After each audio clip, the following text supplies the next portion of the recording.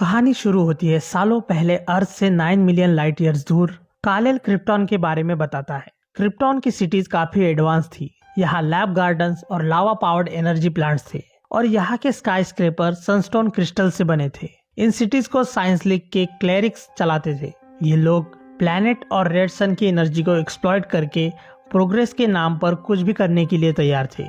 ये क्रिप्टॉन की ruling class थे जिन्हें लोग सबसे ज्यादा मानते थे, पर मेरे पेरेंट्स उनमें से नहीं थे। इसके बाद हमें एक क्रिप्टोनियन फार्म दिखता है जहाँ लारा एल, कालेल की माँ, एक किसान का हार्वेस्टर रिपेयर कर रही थी। तब हमें पता चलता है कि अपर क्लास लोगों के पास स्काई डिपार्टमेंट है जिससे वो लोग बारिश को कंट्रोल करते हैं और बारिश कराने के लिए किसानों से पैसे लेते हैं। जब लारा हार्वेस्टर ठीक करती है तब वो किसान उसे एक बास्केट बेरीज देता है जो जोरेल यानी कि कालेल के पिता को काफी पसंद है। लारा बताती है आज जोरेल नीचे जाने वाला है, जिस पर वो किसान बोलता है उन्होंने ये हजारों बार किया होगा। तब लारा बोलती है 3475 बार, लेकिन इस बार मुझे कुछ अलग लग रहा है। तभी हम देखते हैं उस किसान की बारिश आ जाती है जो उसने ऑर्डर की थी। वो किसान बोलता है लारा जल्दी अंदर चलो नहीं तो तुम भी भीग जाओगी। जिस पर लारा बोलती है तुमने इसके लिए काफी पैसे दिए हैं, क्या तुम अपने पैसे वसूल नहीं करना चाहते? काल आगे बताता है उसकी माँ एक ब्रिलियंट स्टूडेंट थी, लेकिन उन्होंने क्रिप्टॉन की इंटरस्टेलर एक्सप्लोरेशन की फंडिंग को क्रिटिसाइज किया था, जिस वजह से उन्हें गलत तरीके से लेबल करके साइंस एकेडमी से बैन किया गया और तब वो सिर्फ 9 साल की थी। आगे हम देखते हैं क्रिप्टॉन की कास्ट सिस्टम कैसे काम करती थी। टॉप पर थी साइंस लीग और सबसे नीचे थी लेबर गिल्ड। हर सिटीजन को अपनी कास्ट का सिंबल पहनना पड़ता था। सुपरमैन का आइकॉनिक एस सिंबल, जिसका मतलब होप था, इस वर्ल्ड में उसे शेम का सिंबल माना जाता था, लेकिन काल के पेरेंट्स इसे प्राउडली पहनते थे और कहते थे हम चिल्ड्रन ऑफ द सन है जो अपने हाथों से अपना रास्ता बनाते हैं। इसके बाद हम जोरेल को एक क्रिप्टोनियन माइन के अंदर देखते हैं। जोरेल उस माइन का इंस्पेक्शन करता है क्योंकि उसे माइंस की स्टेबिलिटी पर शक होता है।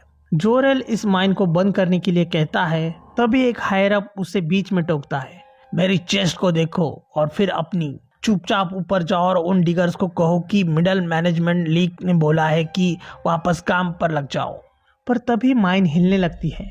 कालेल बोलता है मेरे पिता साइंस एकेडमी से बहुत ही अच्छे मार्क्स के साथ ग्रेजुएट होने वाले थे। रूलिंग क्लास में उनके लिए एक हाई रैंकिंग पोजीशन तय थी, लेकिन उन्होंने अपने ग्रेजुएशन सेरेमनी में एक स्पीच दी जिसमें उन्होंने साइंस लीग के पर्यावरण को लेकर लापरवाही के बारे में बात की। उन्होंने वार्निंग दी कि क्रिप्टॉन के नेचुरल रिसोर्सेज का इतना एक्सप्लॉइटेशन हमारे प्लेनेट के लिए खतरा बनता जा रहा है और अगर इसे अभी रोका नहीं गया तो सब कुछ तबाह हो जाएगा। लेकिन उस स्पीच के बाद लोगों ने उनका मजाक उड़ाया और उन्हें लीग से हटा दिया, लेकिन वो सही थे। तभी हम देखते हैं कि क्रिप्टॉन की माइंस टूटने लगती है और उनमें से ग्रीन लावा बाहर आने लगता है, जिससे वहां खड़े लोगों की बॉडीज भी पिघलने लगती है।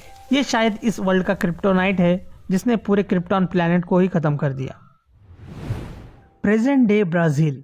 हम देखते हैं ब्राजील में माइग्रेंट वर्कर्स लाजारस कॉर्प के दबाव में काम कर रहे हैं। लाजारस कॉर्प एक मिलिट्री ऑर्गेनाइजेशन है जो पीसमेकर सोल्जर्स के जरिए डायमंड माइनिंग करवा रही है। ये माइंस जहरीले मिनरल से भरी पड़ी थी, फिर भी उन लोगों से ये काम कम पैसों में करवाया जा रहा था। जो कोई भी ये काम छोड़ना चाहता था उन्हें बंदूकों से डराया जाता। माइनर्स को लगता था कि उनकी जिंदगी अब ऐसे ही खत्म होगी, फिर भी वो लोग अपने परिवार के लिए ये काम करते थे। एक दिन जब माइनर्स माइन के अंदर जाते हैं तब उन्हें दिखता है एक बड़े क्वांटिटी में डायमंड्स ऑलरेडी माइंड और क्रस्ट हो चुके हैं, जिसे देख सब चौंक जाते हैं। उनमें से एक पूछता है ये किसने किया, ये कैसे हो सकता है? हमने तो अभी तक क्रशर को हाथ भी नहीं लगाया और यहाँ की हवा भी अब अच्छी हो चुकी है। किसी को कुछ समझ नहीं आता कि ये सब कैसे हुआ। एक माइनर कहता है ये पागलपन है, हमें ये बात किसी को बतानी चाहिए। तब एक और माइनर उन्हें टोकता है किसी से कुछ मत बोलो, हमारा काम यहाँ खत्म हो चुका है। क्या तुम समझ गए?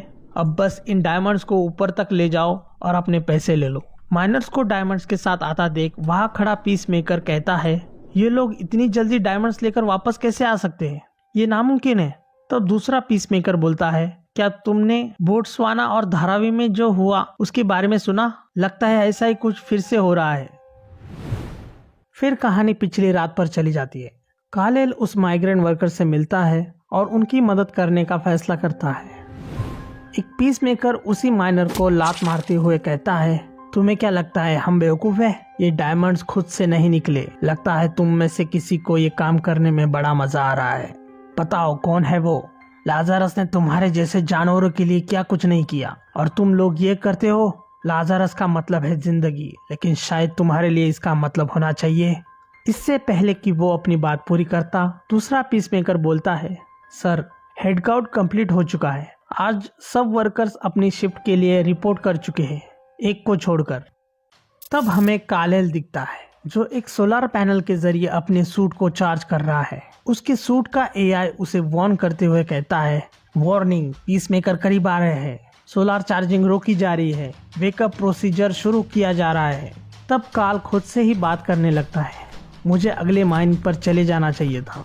उसी वक्त लाज़ारस के लोग उसके झोपड़ी में घुस जाते हैं, लेकिन कालेल उनका स्वागत एक मुक्के से करता है। कालेल बोलता है, अच्छा हुआ मैं यहाँ से नहीं गया। इतने सालों तक इन लोगों को देखा जो गरीब और निचले तबके के लोगों के साथ जानवरों से भी बुरा बर्ताव करते हैं। मैं भाग भाग कर थक चुका हूँ, अब मैं लड़ूंगा। काल के सूट की एआई उससे बोलती है, इंटरेस्टिंग, लाज़ारस के फोर्स के पास जो वेपन्स और आर्मर है उनकी टेक्नोलॉजी इस गैलेक्सी की नहीं लगती। जिस पर काल पूछता है, अगर मैं इन्हें मारूं तो क्या ये जिंदा रहेंगे? एआई बोलती है, हाँ, लेकिन मैं आपको ये करने की सलाह नहीं दूंगी। काल बोलता है, मैं जानता हूँ सोल, तुम क्या कहने वाली हो, लेकिन जब तक ये लोग सेफ नहीं होंगे हम यहाँ से नहीं जाएंगे। जिस पर सोल बोलती है, कालेल, इस प्लेनेट पर कंबक्शन इंजन्स और थर्मोन्यूक्लियर वेपन्स है, ये लोग कभी सुरक्षित नहीं रह सकते और तुम्हारे पास सोलर एनर्जी भी कम है। काल बोलता है, वो वर्कर्स खतरे में है और ये मेरी गलती है, मैं सिर्फ उनकी मदद करना चाहता था। काल उस लड़के से बोलता है, इन डायमंड्स को कहीं और लेके जाओ जो तुम्हें इनके पैसे देगा और इन सब को लेकर यहाँ से निकल जाओ। तभी एआई बोलती है, कालेल, तुम्हें अभी यहाँ से जाना होगा, जल्दी। पर तब तक बहुत देर हो जाती है। लाज़ारस के ड्रोन्स उस पर अटैक कर देते हैं। तब हम देखते हैं कि इन सोल्जर्स में से एक लुइस लेन होती है।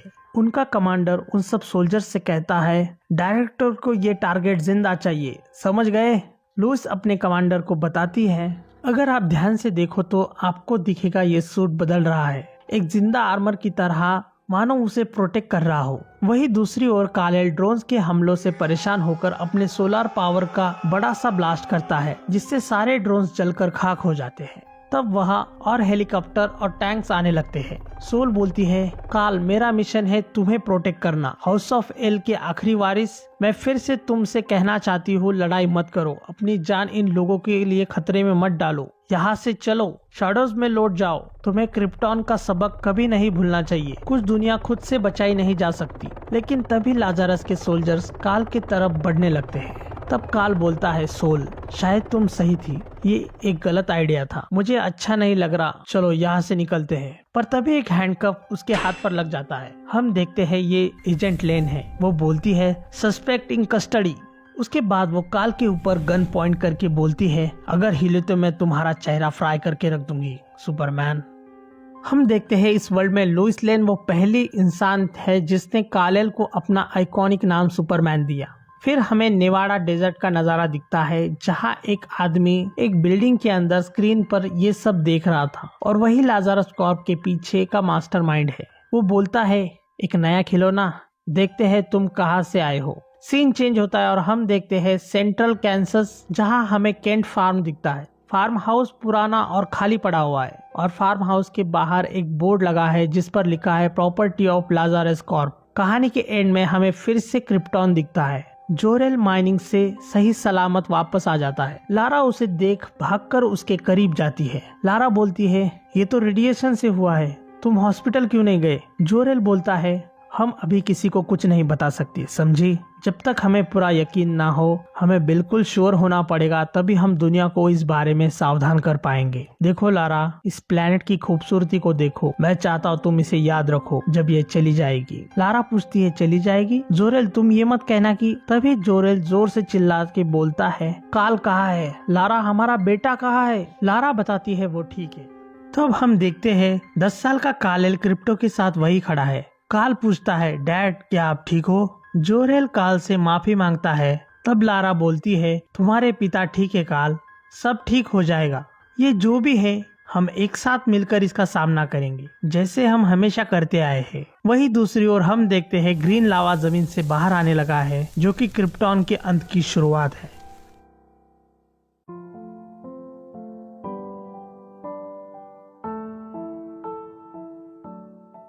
कहानी शुरू होती है 6 साल पहले क्रिप्टॉन के रेडलैंड्स पर, जहां हम छोटे कालेल को देखते हैं जो कि वीडियो कॉल पे अपनी स्कूल क्लास अटेंड कर रहा है। उसके टीचर्स अपने सभी स्टूडेंट्स को उनके एग्जाम पेपर्स के लिए कॉन्ग्रेचुलेट करते हैं, लेकिन जब वो कालेल पे आते हैं तो वो कहते हैं, काल, मैं कंफ्यूज हूँ, तुमने ये क्या सबमिट किया है? तुम्हारी कहानी अच्छी है, लेकिन ऐसा लगता है कि तुमने इसमें किसी एआई का यूज नहीं किया। मुझे लगता है तुमने इसे डायरेक्टली क्लेरिक्स लुमिनेरियम से कॉपी किया है ना काल? जिस पर काल बताता है, इसे मैंने लिखा है। उसके टीचर आगे कहते हैं, काल, मैं तुम्हें नहीं देख सकता और प्लीज थोड़ा तेज बोलो। काल फिर कैमरा में देखते हुए कहता है, मैंने लिखा है। तब उसके टीचर बोलते हैं, तुमने ये खुद लिखा है काल? लुमिनेरियम में क्रिप्टोनियन हिस्ट्री के साइंस लीग का सारा नॉलेज है और वो किसी भी सवाल का जवाब दे सकता है। तुमने ऐसा क्यों किया काल? मैं तुमसे और तुम्हारे पेरेंट्स से क्लास के बाद बात करूंगा।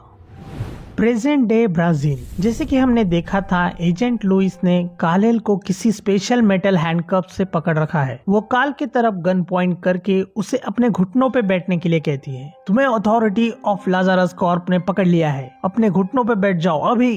काल अपने हाथ पर लगे हैंडकफ को देखता है और उसे तोड़ने की कोशिश करता है, लेकिन वो तोड़ नहीं पाता। काल कहता है, मैं इसे तोड़ नहीं पा रहा, आखिर ये हैंडकफ बना किस चीज से है? तब उसकी एआई सोल उसे बताती है, तुम कमजोर हो चुके हो काल, यहाँ तुम्हारी जान को खतरा है, जल्दी यहाँ से चलो।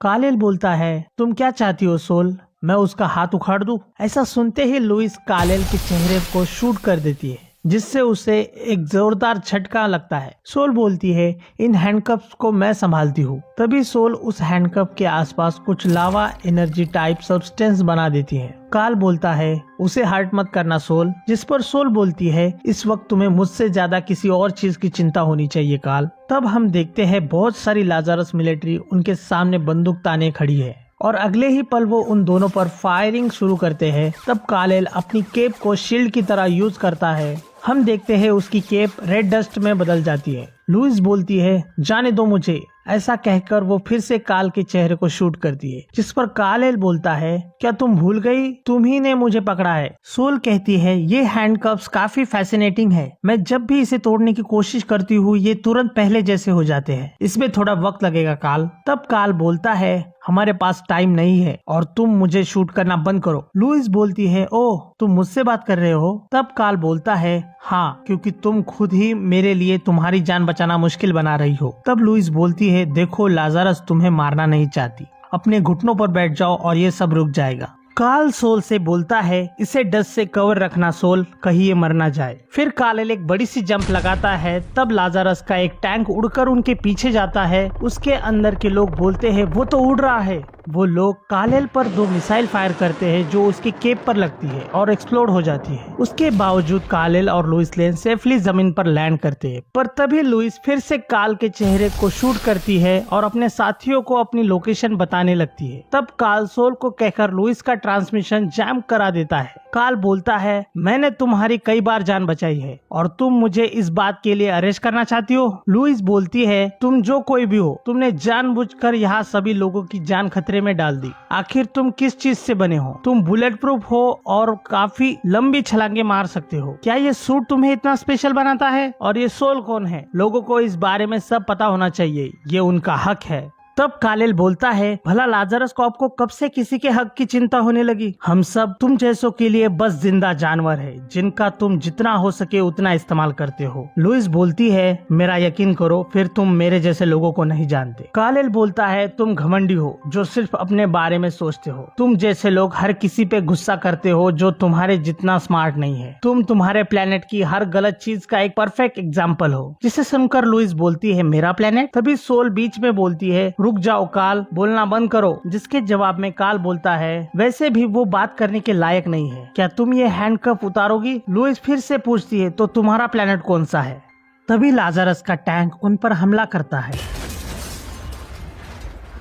कालेल जोर से चिल्लाकर लोगों को रास्ते से हटने के लिए कहता है, रास्ते से हट जाओ और किसी सेफ जगह जाओ जल्दी। तब काल एक कार को उठाता है। देख रही हो लाजारस हमारे साथ क्या करता है, ये लोग तुम्हारे खेलने की चीज नहीं है। ऐसा कहकर कालेल उस कार को टैंक पर दे मारता है, जिससे वो टैंक फटकर उसी विलेज में क्रैश हो जाता है। कालेल कहता है ये सनस्टोन डस्ट तुम्हें प्रोटेक्ट करेगी। तब लुइस उससे बोलती है मेरी चिंता मत करो, जल्दी चलो। फिर हमें लुइस लेन की रिपोर्ट सुनाई देती है। मेरा पहला थॉट ये था कि ये सब उसका सूट कर रहा होगा, लेकिन उसे पास से ऑब्जर्व करने के बाद मैं ये पक्के तौर पर कह सकती हूँ ये सुपरमैन काफी सुपर है। मुझे लगता है उसे खुद भी अपनी ताकत का अंदाजा नहीं है। ऐसा लगता है ये सब उसके लिए भी नया है। एक तरफ सुपरमैन दिखने में एक आम लड़का दिखता है जो अपने आप को और जानने की कोशिश कर रहा है, वही दूसरी तरफ एक ऐसे आदमी की तरह लगता है जो अपने वैल्यूज और बिलीव्स पर कभी कॉम्प्रोमाइज नहीं करेगा। तब हमें दिखाया जाता है कि सनस्टोन डस्ट शील्ड करने के साथ साथ किसी को हील भी कर सकती है। लुइस अपनी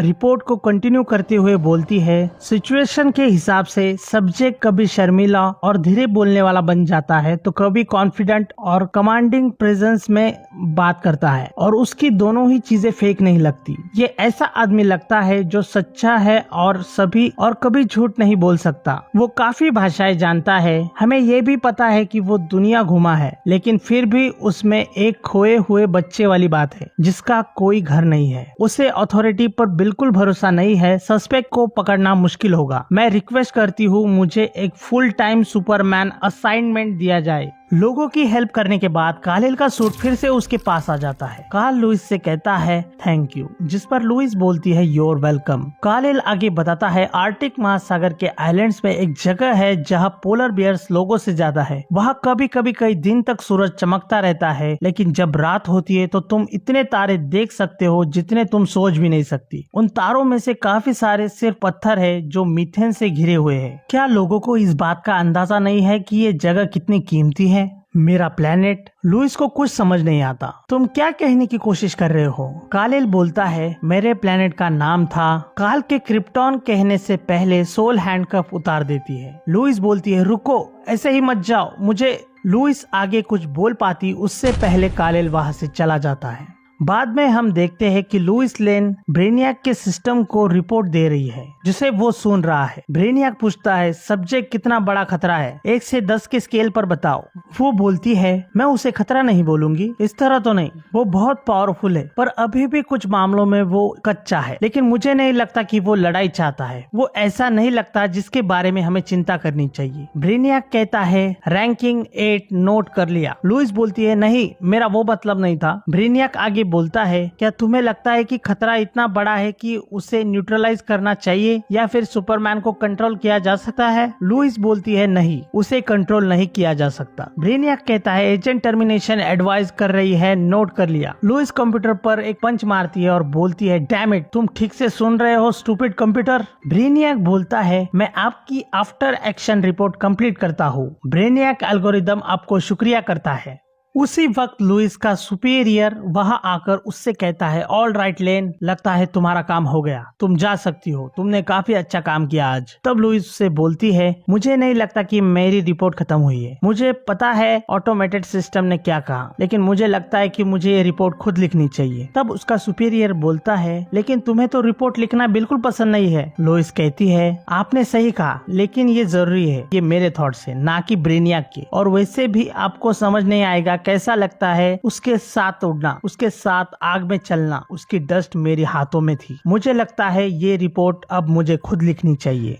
लुइस का सुपीरियर बोलता है ठीक है, जो करना है करो, गुड लक। इसके बाद कहानी हमें फिर से क्रिप्टॉन दिखाती है जहां कालेल क्रिप्टो के साथ खेल रहा है, और वही दूसरी तरफ हम देखते हैं काल के पेरेंट्स उसी सूट पर काम कर रहे हैं जो अभी कालेल के पास है, जिसे वो सोल बुलाता है। जोरेल पूछता है क्या इसे फील्ड टेस्ट किया गया है? लारा जवाब देती है तुम्हारा मतलब है आउटर स्पेस में? जोरेल मैंने इसे 12 साल की उम्र में बनाया था। इसके नंबर्स तो ठीक लग रहे हैं, डिजाइन भी अच्छा है। ये स्पेस सूट और रॉकेट शिप दोनों का काम कर सकता है। मुझे लगता है ये काम करेगा, हमें बस थोड़ा और सनस्टोन चाहिए होगा। आगे जोरेल बताता है अगर साइंस लीग ने उसकी बात नहीं सुनी तो वो जितना हो सकेगा उतना सनस्टोन चुरा लेगा, जिससे लारा एक शिप बनाएगी जिसमें वो अपने सभी प्यार करने वाले लोगों को बिठाकर यहाँ से बहुत दूर चले जाएंगे। इसके बाद हमें फिर से प्रेजेंट टाइम दिखता है जहाँ हम कालेल को वेनेजुएला आता देखते हैं। वही दूसरी ओर लोइस लेन अपनी रिपोर्ट खत्म करती है और ब्राजील में पीस मेकर उन लोगों को मारने लगते हैं जिन्हें सुपरमैन ने बचाया था। उनमें से एक पीस मेकर गोलियां चलाते हुए बोलता है हम इन्हें सिखाएंगे कि पीस की भी एक कीमत होती है। और यहीं पर ये एपिसोड खत्म हो जाता है। प्लीज वीडियोस को ज्यादा से ज्यादा देखो, लाइक करो, कमेंट करो, शेयर करो अपने दोस्तों के साथ और सब्सक्राइब करना मत भूलना। मैं मिलूंगा नए वीडियो के साथ। Thanks for watching. क्रिप्टॉन 6 साल पहले हम काल को उसके कुछ क्लासमेट्स के साथ रेस लगाते हुए देखते हैं। काल बताता है क्रिप्टॉन पर एक बच्चे के तौर पर उसे law guild training academy qualify करने के लिए हमेशा बहुत स्लो माना गया। स्कूल उसके लिए हमेशा एक चैलेंज था। इसी वजह से उसके ग्रेड्स इतने अच्छे नहीं थे कि वो साइंस एकेडमी जा सके। और वैसे भी वो लेबर गिल्ड में खुश था, वो रेडलैंड्स में खुश था। इसके बाद हम उसे और उसके पेरेंट्स को क्रिप्टो के साथ रेडलैंड्स में घूमते हुए देखते हैं। वो ऐसी जगह है जो हमें सुपरमैन के आइकॉनिक फोर्ट्रेस ऑफ सॉलिट्यूड की याद दिलाता है। बस फर्क इतना है कि वो रेड कलर का है। जब वो सब उसके अंदर जाते हैं, काल काफी ज्यादा एक्साइटेड हो जाता है। तब उसके पेरेंट्स उसे बताते हैं उन्हें उसके साथ कुछ बात करनी है। काल पूछता है क्या हम कल फिशिंग करने जाने वाले हैं? वो कहते हैं हमें तुम्हारे टीचर से एक मैसेज मिला है। जिस पर काल कहता है ओह। लारा उससे कहती है तुम्हारे टीचर ने कहा है कि तुम अपनी रिपोर्ट्स के लिए साइंस लीग के लुमिनेरियम का इस्तेमाल करने से मना कर रहे हो और उसके बजाय तुम उन्हें खुद लिख रहे हो। इसके बाद जोरेल काल से कहता है काल तुम समझ रहे हो ना, जब तुम ऐसा करते हो तुम 3000 साल पुरानी क्रिप्टोनियन ट्रेडिशन को चैलेंज कर रहे हो। जिस पर काल जवाब देता है मुझे पता है पर मैं कंट्रोल नहीं कर पाता, मेरे शब्द मुझे खुशी देते हैं। तब जोरेल कहता है ये चीज तुम्हारे ग्रेड्स पर असर कर रही है काल, जिस वजह से तुम्हें स्कूल में परेशानी होती है। तुम्हारी माँ और मैंने इसके बारे में काफी बात की है। तभी लारा उससे कहती है हमें तुमसे बस एक ही बात कहनी है, लगे रहो। वो दोनों फिर काल को बताते हैं उन्हें कोई फर्क नहीं पड़ता कि उसके ग्रेड्स क्या है या लोग क्या कहते हैं। उनकी नजर में वो पूरी दुनिया में सबसे शार्प और सबसे केयरिंग बच्चा है और वो उस पर भरोसा करते हैं कि वो अपना रास्ता खुद ढूंढ लेगा। वो आगे कहते हैं हम ये नहीं कह सकते कि साइंस लीग के तरीकों के खिलाफ जाना आसान रास्ता होगा, लेकिन हम तुम्हें सपोर्ट करते हैं। तब काल उनसे कहता है मुझे नहीं पता मैं क्या करना चाहता हूँ, लेकिन जो भी हो मुझे पहले ही पता है कि वो मुझे कहाँ ले जाएगा, ठीक यहाँ। ऐसा कहकर काल क्रिप्टॉन की तरफ देखकर खुश था। वही उसके पेरेंट्स दुखी थे क्योंकि उन्हें पता है क्रिप्टॉन धीरे धीरे मर रहा है। अगले पेज पर हम देखते हैं वो कैंपिंग शुरू करते हैं। काल बताता है हम राओ माउंटेन्स पर कई बार कैंपिंग कर चुके थे, लेकिन इस बार कुछ अलग था। मेरे पिता ने बहुत सारा टाइम अकेले पहाड़ों में अंदर से सैंपल्स लेने में गुजारा और एक रात मैं कसम खा सकता हूँ कि मैंने उन दोनों को रोते हुए सुना था। माइन में उनके एक्सीडेंट के बाद से मेरे माता पिता मुझसे दूर हो चुके थे। न जाने क्यों पर वो मुझे हमेशा खोए खोए से लगने लगे थे। हमारे ट्रिप से आने के बाद मेरे पेरेंट्स अपने काम में ज्यादा रहने लगे, पहले से कई ज्यादा। जैसे ही काल अपने पेरेंट्स को चुपचाप खड़ा होकर देखता है तभी क्रिप्टो भौंकना शुरू करता है। काल जैसे ही उसे फॉलो करता है उसे कई सारे छोटे जानवर मरे हुए दिखते हैं। उनके शरीर से ग्रीन गैस निकल रही थी। तब काल कहता है क्रिप्टॉन के साथ कुछ ऐसा हो रहा था जो मैंने पहले कभी नहीं देखा था। मैं बचपन में बहुत शांत रहता था, अपने डॉग या अपने पेरेंट्स के अलावा किसी से भी नजरें मिलाना अवॉइड करता था, लेकिन उस वक्त मेरे अंदर कुछ अनलॉक हुआ। तभी काल अपनी बाइक पर बैठकर क्रिप्टो के साथ पता लगाने निकल पड़ता है। रेडलैंड्स में हर जगह किसानों की फसलें, जानवर और मछलियां अजीब तरह से मर रहे थे। आगे काल कहता है जाहिर सी बात है अगर प्लैनेट के अंदर कुछ खराब था तो ये सेंस बनता है कि सबसे पहले उसका दर्द उन लोगों को महसूस होगा जिनके हाथ इस मिट्टी में होते हैं। लेकिन साइंस लीग के मुताबिक चिंता की कोई बात नहीं थी, ये कुछ नहीं था। उन्होंने इसे बस नेचुरल गैस लीक कहा।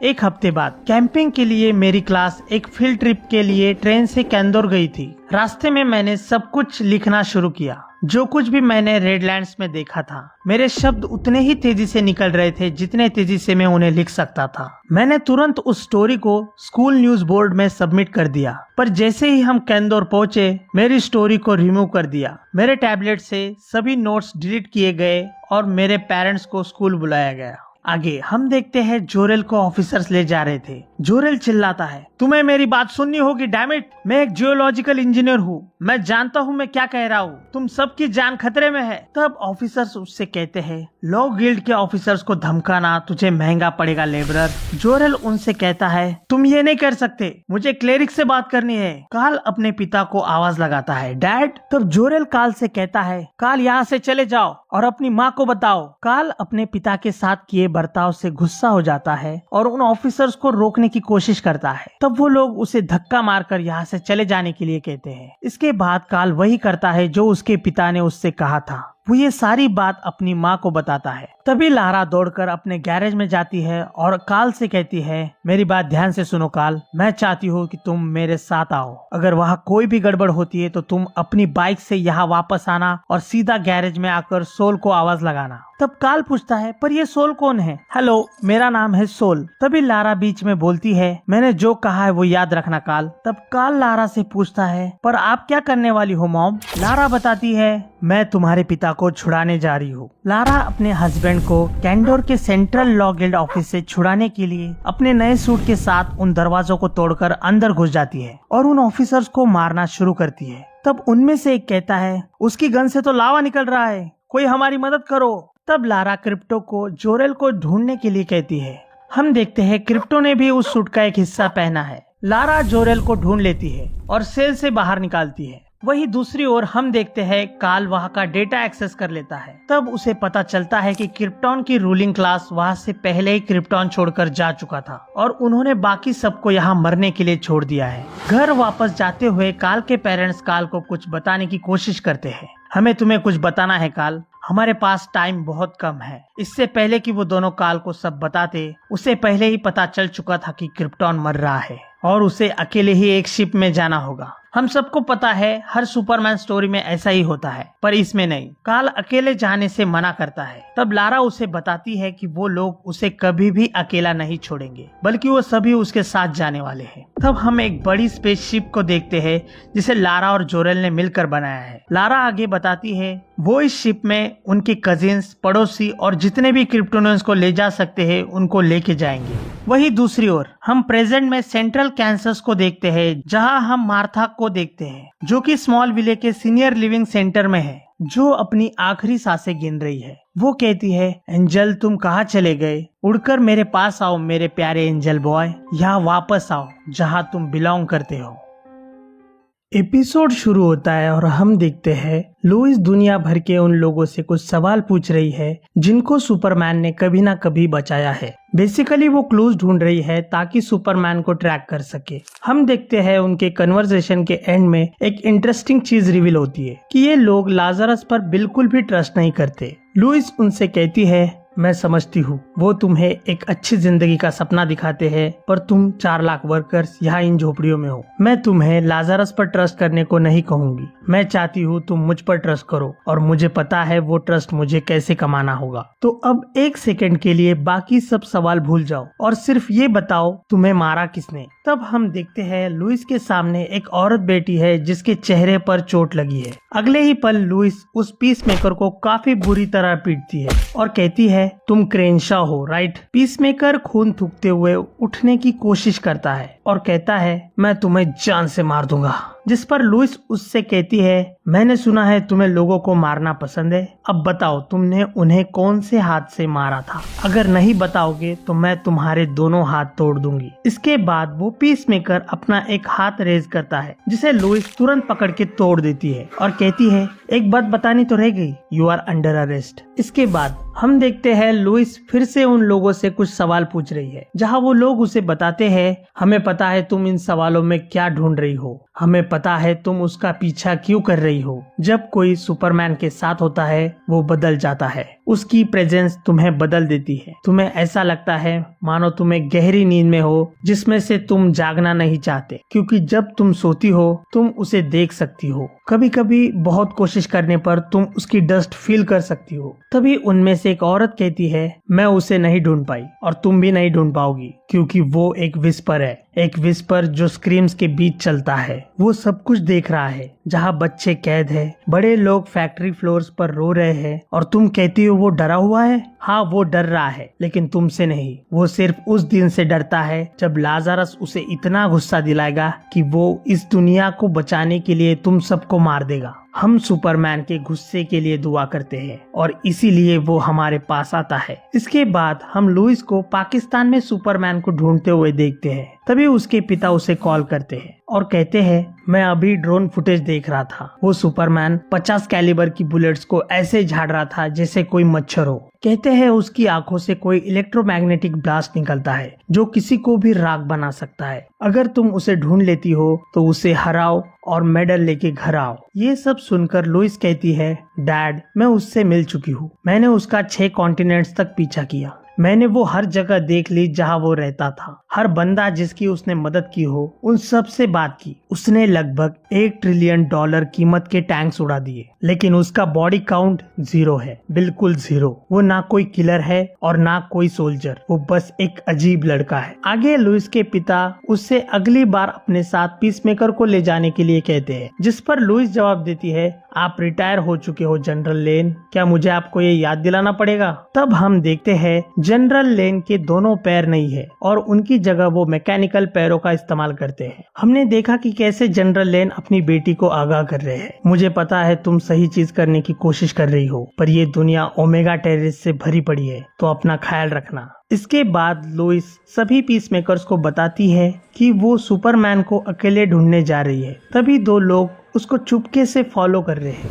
वही दूसरी ओर हम देखते हैं एक पीसमेकर का थ्योरी सेशन चल रहा है, जहां वो ब्रेनियक एल्गोरिदम से बात कर रहा है। जैसे कि हमने शुरुआती एपिसोड्स में देखा था, ब्रेनियक ही है जो लाज़रस कॉर्प और पीसमेकर्स को कंट्रोल करता है। पीसमेकर स्मिथ बोलता है, मैं कुछ नहीं कर पाया। उस सुपरमैन ने हमें ऐसे उछाल दिया जैसे हम कुछ है ही नहीं। उसने अपनी आंखों से हमारा आर्मर मेल्ट कर दिया और वो लोग मुस्कुरा रहे थे, अंदर ही अंदर हंस रहे थे। तो मैंने उन पर। तब ब्रेनियक सिस्टम उससे कहता है, तुम ट्रॉमा में थे, जिस वजह से तुमने अपना वेपन एक्सीडेंटली डिस्चार्ज कर दिया, वो भी नियत से सिविलियंस की तरफ। थैंकफुली किसी को चोट नहीं आई। तुम्हारी पीसमेकर ट्रेनिंग ने सिचुएशन संभाल ली। जिस पर पीसमेकर स्मिथ गुस्सा होकर कहता है, नहीं, तुम गलत समझ रहे हो। मेरा हाथ कांप रहा था, मैं उन्हें गोली मारना चाहता था। मैं peace at all cost follow कर रहा था। कभी कभी मुझे ऐसा लगता है मैं बहुत बुरे काम कर सकता हूँ। जिसे सुनकर ब्रेनियक सिस्टम कहता है, ब्रेनियक समझता है तुम कहना चाहते हो तुमसे गन मिस फायर हो गई। जिस पर वो पीसमेकर बोलता है, नहीं, मैं ये नहीं कह रहा।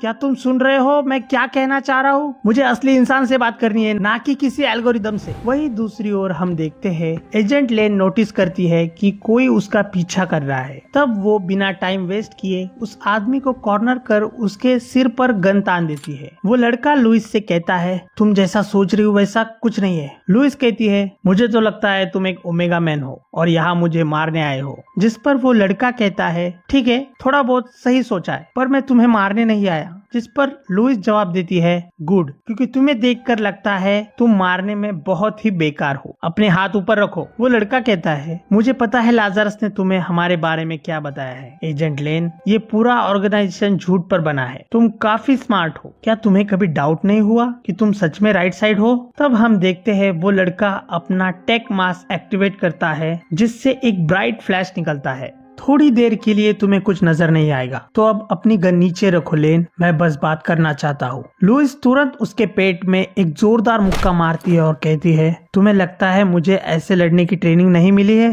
तुम सच में लाज़रस के बारे में बहुत कम जानते हो। अब वही रहो। लुइस की बात खत्म होते ही वो लड़का उसे लात मारकर गिराने की कोशिश करता है और कहता है, मुझे पता है तुम 3 साल से लाज़रस के साथ हो। जब से तुम्हारे पिता का एक्सीडेंट हुआ था तुम उनकी बेस्ट एजेंट में से एक हो, पर मैं शायद तुमसे ज्यादा जानता हूँ। मुझे पता है लाज़रस का डायरेक्टर एक्चुअली इन लोगों के साथ क्या कर रहा है। फाइट करते हुए दोनों की बातें चल ही रही थी कि वो लड़का लुइस को यहाँ से भागने के लिए कहता है। तभी लुइस के ऊपर फायरिंग शुरू होती है। वो लड़का चिल्लाकर कहता है, वेट, रुक जाओ, फायर करना बंद करो, मैं उससे बात कर रहा हूँ। जिस पर वो ओमेगा प्राइम कहती है, तुम्हें अपना मौका मिला था अल्फा, अब पीछे हट जाओ, यहाँ से मैं संभालूंगी। इसी दौरान पीस मेकर स्क्वाड उन गन शॉट्स को सुनते हैं। किसी ने स्लम के अंदर शॉट्स फायर किए हैं, एजेंट लेन को हमारी जरूरत है। तभी एक पीस मेकर उसी पीस मेकर स्मिथ को आवाज लगाता है, स्मिथ। पर स्मिथ एक ही बात रिपीट करे जा रहा था, peace at all cost, peace at all cost. इसके बाद वो पीस मेकर चिल्ला कर कहता है, क्रिस्टोफर स्मिथ,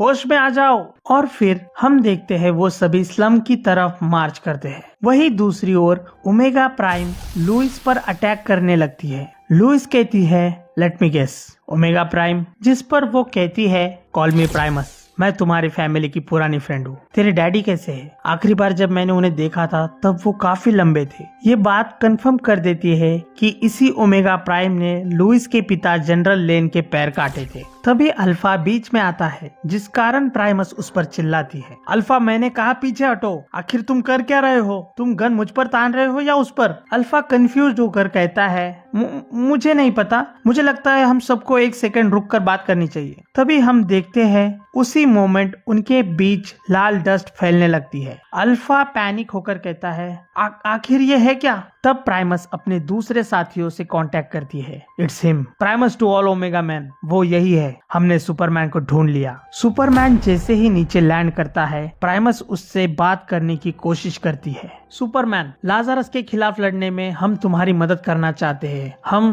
प्राइमस आगे कुछ कह पाती उससे पहले सुपरमैन उसे दूर फेंक देता है और लुइस को देखकर कहता है, तुम मुझे ढूंढना बंद करो। लुइस कहती है, मैं बस बात करना चाहती हूँ। सुपरमैन कहता है, मुझे तुमसे कोई बात नहीं करनी। तब लुइस कहती है, ठीक है, फिर मैं बात करूंगी, बस मुझे तुम्हारा थोड़ा सा वक्त चाहिए। तभी पीस मेकर स्क्वाड वहां आ जाती है और क्रिस्टोफर स्मिथ सबसे आगे खड़ा होता है। सबके सब नीचे बैठ जाओ अभी। हम देखते हैं दो पीस मेकर लेन को पकड़ लेते हैं। लुइस कहती है, नो यू इडियट्स, पीछे हटो, यहाँ मैं इंचार्ज हूँ। स्मिथ सुपरमैन को देखकर कहता है, यही है सुपरमैन, सभी लोग यहाँ ध्यान दो। हम देखते हैं सभी पीस मेकर्स अपनी गन सुपरमैन पर तान देते हैं। स्मिथ सुपरमैन से कहता है, रिमेम्बर मी पैल, जिस पर सुपरमैन कहता है नहीं, और फिर उन पर अपनी फ्रीज ब्रीथ का इस्तेमाल करता है, जिससे पूरा पीस मेकर स्क्वाड पलक झपकते ही बर्फ में कैद हो जाता है। लुइस सुपरमैन से बात करने की कोशिश करती है पर वो वहाँ से उड़ जाता है। वही अल्फा अपना फोन निकालकर सुपरमैन को रिकॉर्ड करता है। ये सब देखकर लुइस काफी फ्रस्ट्रेट होती है और पीस मेकर्स को देखकर कहती है, बेवकूफो, ये सब तुम लोगों की वजह से हुआ, तुमने सुपरमैन को भगा दिया, तुम्हारी वजह से ओमेगा मैन भी भाग गए। क्या मेरी बात तुम्हारे इस छोटे से दिमाग में जा रही है? वही दूसरी ओर हम देखते हैं प्राइमस अल्फा को एक थप्पड़ मारती है, ये सब तुम्हारी वजह से हुआ, तुम एजेंट लेन को शूट नहीं कर पाए। मुझे तो लगता है तुम में अल्फा से बड़े बनने की कमिटमेंट नहीं है, और आखिरकार तुम इस प्लेनेट को उन लोगों से कैसे बचाओगे जिनको लगता है वो इसे ओन करते हैं। जिस पर अल्फा कहता है, तुम मुझे जिमी बुला सकती हो, और हाँ प्राइमस, मुझे लगता है एजेंट लेन को कन्विंस किया जा सकता है, उसका दिल अच्छा है, मैं जानता हूँ, उसे बस कुछ टाइम चाहिए ताकि वो उस छोटी सी आवाज को सुन सके जो हर सुबह उससे कहती है शायद वो गलत साइड पर है। दूसरी ओर हम देखते हैं सभी पीस मेकर क्रिस्टोफर स्मिथ को पकड़कर रोकने की कोशिश कर रहे हैं। स्मिथ कहता है, अभी यहाँ क्या हुआ? सुपरमैन ने हम पर थूका जैसे कि हम कुछ नहीं है और सभी लोग हम पर हंसने लगे, उसके बाद क्या हुआ? तब एक पीस मेकर उससे कहता है, तुमने ज्यादा कुछ नहीं किया, तुम बस एक बड़ा सा तूफान हमारे सर पर ले आए हो। और तब हम देखते हैं क्रिस्टोफर स्मिथ ने अपने गुस्से पर से काबू खो दिया और कई सारे सिविलियंस को मार दिया है। इसके बाद कहानी हमें क्रिप्टॉन ले जाती है। क्रिप्टॉन 6 साल पहले हमें कालेल की आवाज सुनाई देती है। जब सच सबके सामने आया वो दिन बहुत मुश्किल थे। साइंस लीग ने मेरे परिवार को मौत की सजा सुना दी। लॉ गिल्ड के शॉक ट्रूप्स ने हमारे घर पर रेड डाल दी। हमें अपनी जान बचाने के लिए लड़ना पड़ा, पर क्रिप्टॉन पर कोई जगह बची ही नहीं थी, ना हमारे लिए ना किसी और के लिए। इसके बाद हम देखते हैं एक बड़ा ट्रक क्रिप्टोनियन हाईवे पर दौड़ रहा है और जिसे जोरेल ड्राइव कर रहा है। लारा कहती है वो रोड्स को ब्लॉक कर रहे हैं, अब क्या करें? तब जोरेल ट्रक को सीधा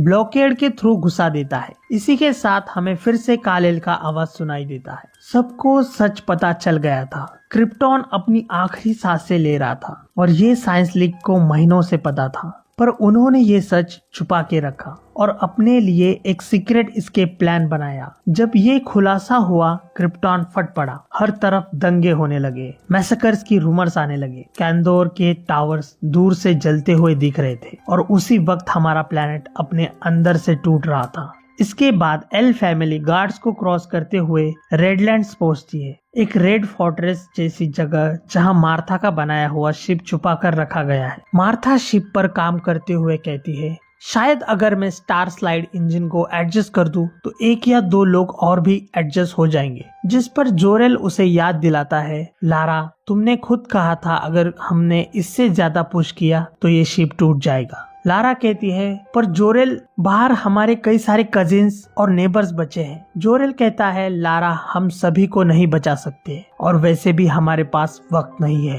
तभी हमें फिर से कालेल की आवाज सुनाई देती है। कालेल कहता है, मेरे अंदर गुस्सा भर गया जब मैंने अपने पेरेंट्स को रोते हुए देखा। तब मैंने कसम खा ली कि हम जिस भी दुनिया में जाएंगे हम उसे क्रिप्टॉन से बेहतर बनाएंगे, चाहे जो भी करना पड़े। तब हम देखते हैं कि जैसे ही काल ऐसे कहता है, क्रिप्टॉन लिटरली एक्सप्लोड होना शुरू हो जाता है।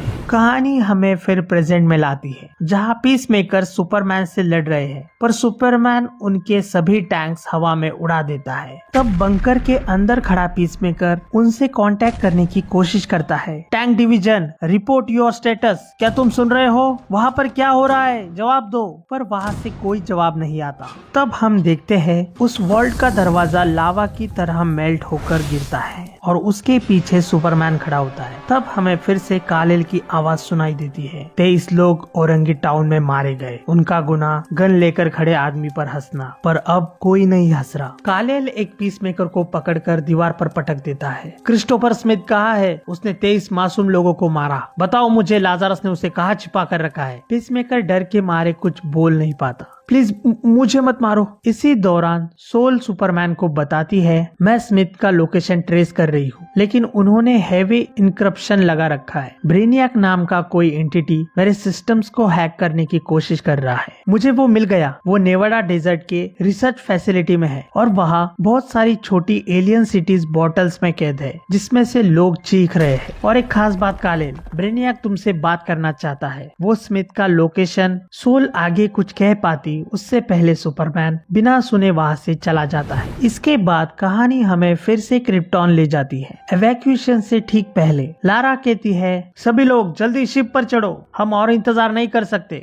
शिप को तुम्हारे साथ बॉन्ड होने दो, इससे तुम्हारा स्पेस सूट बन जाएगा। टेक ऑफ के बाद हम सभी सेफ रहेंगे। तभी लारा देखती है काल यहाँ पर नहीं है। वो उसे जोर से आवाज लगाती है। तब हम देखते हैं वो शिप के बाहर है क्रिप्टो के साथ। काले लास्ट टाइम अपनी दुनिया को देख रहा है। लारा जैसे ही उसका नाम पुकारती है, अगले ही पल क्रिप्टॉन की जमीन टूटने लगती है। कैल ऑलमोस्ट अंदर गिरने ही वाला था कि तभी क्रिप्टो उसे बचा लेता है। वही दूसरी ओर हम देखते हैं इलाइट क्रिप्टोनियंस भीड़ को पुश कर रहे हैं। साइंस लीग का ऑर्डर है, सभी लोग अपने घर लौट जाओ। वहाँ खड़ा एक आदमी उनके सोल्जर्स को क्लियर इंस्ट्रक्शंस देता है, अगर भीड़ ना रुके तो उन सबको मार दो। लोग काफी डरे हुए थे। सभी को ये प्लेनेट छोड़ना था, जिस कारण लोग उन शिप्स पर चढ़ने की कोशिश कर रहे थे। कालेल कहता है, क्लेरिक्स ने महीनों पहले सबसे छुपाकर शिप्स बनाई ताकि सिर्फ एलाइट लोगों को प्लेनेट से निकाला जा सके। अगर उन्होंने सबके साथ मिलकर काम किया होता तो शायद कुछ और लोग भी बच जाते। भीड़ का प्रेशर इतना था कि शिप वक्त पर टेक ऑफ नहीं कर पाई और क्रिप्टॉन एक्सप्लोड होना शुरू हो गया। कालेल आगे कहता है, हमारे शिप पर लोग रो रहे थे,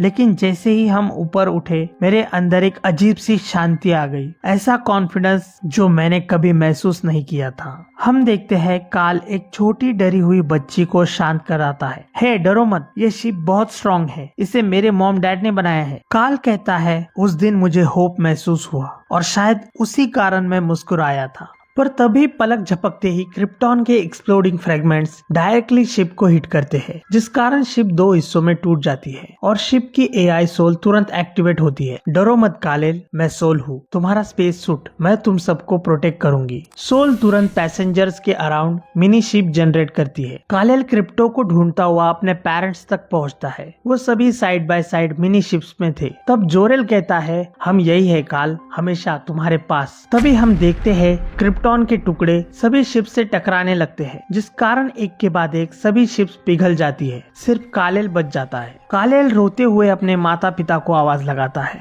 मॉम, डैड, कोई है क्या? कोई मुझे सुन सकता है? पर वहाँ कोई नहीं था। इसके बाद कहानी हमें प्रेजेंट में लाती है। सुपरमैन एक सुनसान जगह लैंड करता है। सोल कहती है, काल, मुझे समझ नहीं आ रहा, मैं क्रिस्टोफर स्मिथ का एग्जैक्ट लोकेशन ढूंढने ही वाली थी कि पर तभी सुपरमैन उसे बीच में ही रोक देता है। फिलहाल उसे भूल जाओ सोल, मैं नहीं जानना चाहता कि वो कहाँ छुपा है, क्योंकि अगर मैंने उसे ढूंढ लिया तो शायद पता नहीं मैं उसके साथ क्या करूंगा। फिलहाल मुझे बस अकेला रहना है। और तब हम देखते हैं सुपरमैन स्मॉलविल कैंसस में लैंड कर चुका है।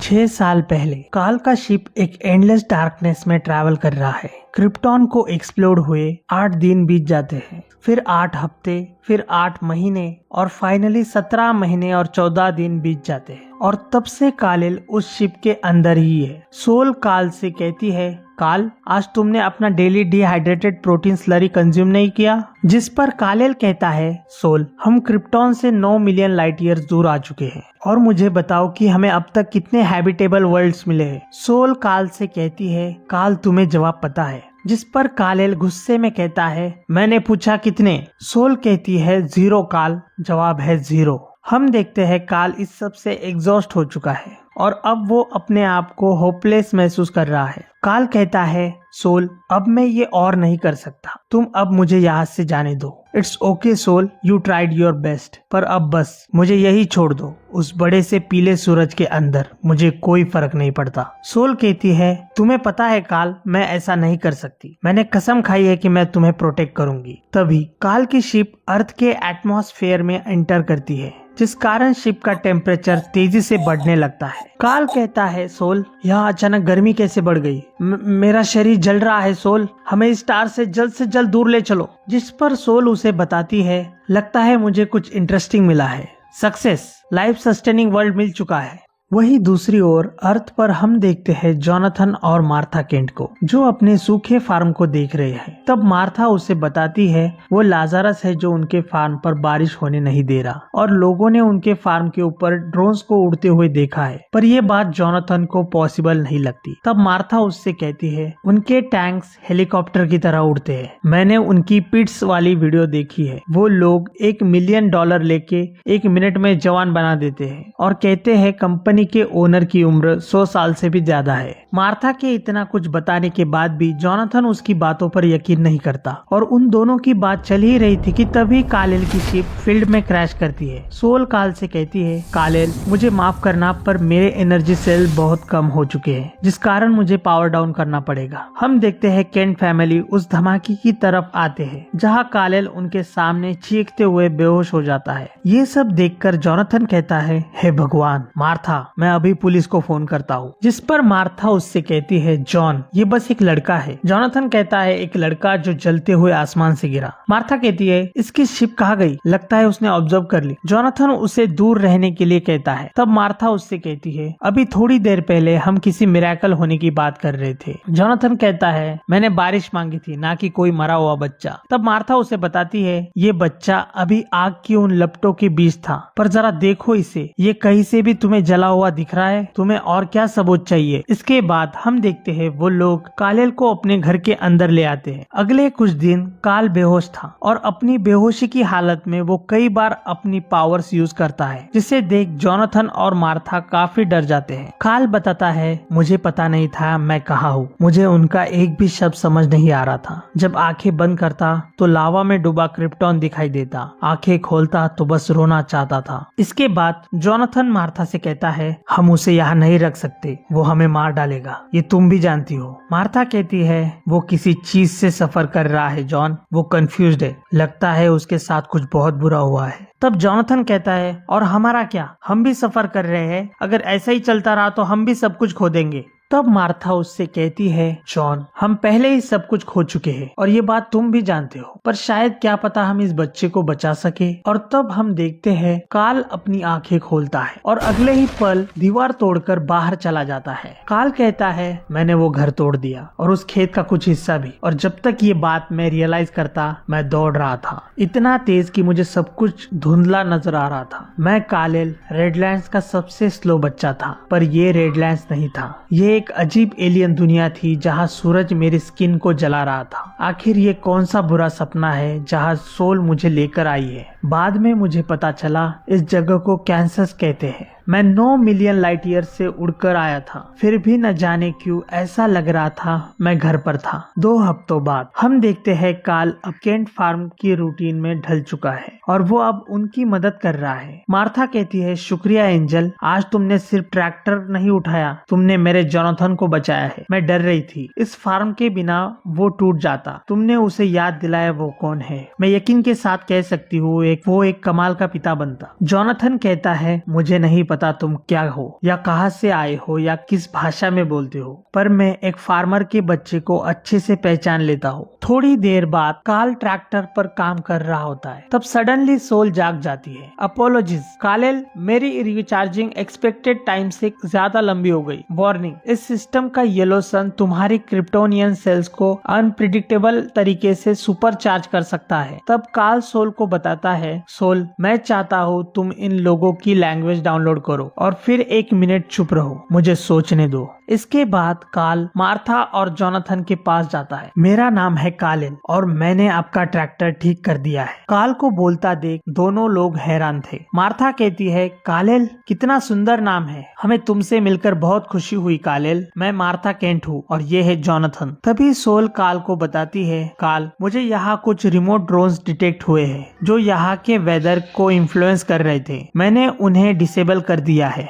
तब हम देखते हैं काल के पीछे एक बड़ी लाइटनिंग स्ट्राइक होती है और उनके फार्म पर बारिश होने लगती है। ये बात कंफर्म करती है कि मार्था बिल्कुल सही थी। लाजरस कॉर्प उनके फार्म पर जानबूझकर बारिश को रोक रहा था ताकि वो अपनी जमीन उन्हें बेच दे। आगे ड्रोन्स के गिरते ही 3 दिन तक लगातार बारिश होती रही। तब हम देखते हैं एक आदमी लाजरस कॉर्प के होमलैंड सिक्योरिटी में कॉल करता है और उन्हें इमिग्रेशन वायलेशन के बारे में बताता है। और अगले ही पैनल में हम लाजरस को केंट फार्म पर रेड करते हुए देखते हैं। पीसमेकर्स काल को पकड़ लेते हैं। तुम्हारे पास ना कोई आईडी है और ना कोई परमिट, अगली प्रोसेस के लिए हम तुम्हें साथ ले जा रहे हैं। तब सोल काल से कहती है, काल, मैं उन्हें तुम्हें ले जाने नहीं दूंगी। जिस पर काल उसे कहता है, पर वो लोग ऐसा क्यों कर रहे हैं? पर सोल उसे बताती है, क्योंकि हम यहाँ बिलोंग नहीं करते। तब काल सोल से कहता है, तो बताओ उन्हें हमारे बारे में, क्रिप्टॉन के बारे में। जिस पर सोल कहती है, मैं वो नहीं बता सकती, मेरा मिशन है तुम्हें प्रोटेक्ट करना। तभी गुस्से में काल की आंखें चमकने लगती है, पर जैसे ही जोनाथन और मार्था उसे वहाँ से जाने के लिए कहते हैं, वो शांत होकर वहाँ से चला जाता है। काल बताता है, मैं अब तक क्रिप्टॉन के लिए रोता रहा जहाँ मैंने अपना सब कुछ खो दिया, पर उस दिन के आंसू अलग थे। मैं इस दुनिया के लिए रो रहा था जिसे मैं शायद बचा भी नहीं पाऊंगा। मैं 5 साल तक भागता रहा, यहाँ से बहुत दूर, फैक्ट्रीज में, माइंस में, यहाँ तक कि उन शहरों तक जहाँ लोग एक दूसरे पर मानो कचरे की तरह पड़े रहते थे। और मैं उन आइलैंड्स पर भी गया जहाँ कई दिनों तक किसी इंसान का चेहरा भी नहीं दिखता। मुझे अब तक कोई भी जगह सेफ नहीं लगी सिवाय उस घर के जो शायद मेरा हो सकता था। प्रेजेंट डे स्मॉल विले कैंसस। हम देखते हैं लुइस लेन स्मॉल विले मार्था केंट से मिलने आई है काल के बारे में सब कुछ जानने के लिए। वही दूसरी ओर नेवाडा डेजर्ट में हमें लाजरस कॉर्प का रिसर्च एंड डेवलपमेंट सेंटर दिखता है जहाँ ब्रेनिया किसी से बात कर रहा है। एजेंट लेन काफी जिद्दी इन्वेस्टिगेटर है। मुझे ज्यादा मेहनत करनी नहीं पड़ी, उससे बस हल्का सा धक्का देना पड़ा। तब वो दूसरा आदमी कहता है, फिर तो सारे पीसेस अपनी जगह पर आ चुके हैं। जिस पर ब्रेनियाक कहता है, ओ हाँ, मुझे भी ऐसा ही लगता है। वो आदमी कहता है, सच कहूँ तो ब्रेनियाक, मैं अक्सर तुम्हारे तरीकों और तुम्हारी काबिलियत पर शक करता रहा। तब ब्रेनियाक हल्की सी हंसी के साथ कहता है, आप पहले नहीं हो जो ऐसा सोचते हो। वो आदमी कहता है, तुमने जो वादा किया है उसे पूरा करो और जो नई दुनिया आने वाली है उसमें तुम्हारी जगह महफूज रहेगी। ब्रेनियाक कहता है, ऑफ कोर्स सर, मुझे इस बात पर गर्व है कि मुझे एक बड़े कॉज के लिए काम करने का मौका मिला है। और तब हम देखते हैं एक आदमी लाजरस पिट से बाहर निकलता है और कहता है, बिलियंस और बिलियंस लोगों के लिए सैल्वेशन अब ज्यादा दूर नहीं है जब सुपरमैन अपने होली फादर राज अल गुल के सामने झुकेगा। और इसी के साथ ये एपिसोड यहाँ पर खत्म हो जाता है। अगर आपको मेरी वीडियोस पसंद आती है तो प्लीज सुपर थैंक्स या मेंबरशिप लेके इस चैनल को सपोर्ट करें। मैं मिलूंगा ऐसे ही नई वीडियो के साथ। बाय।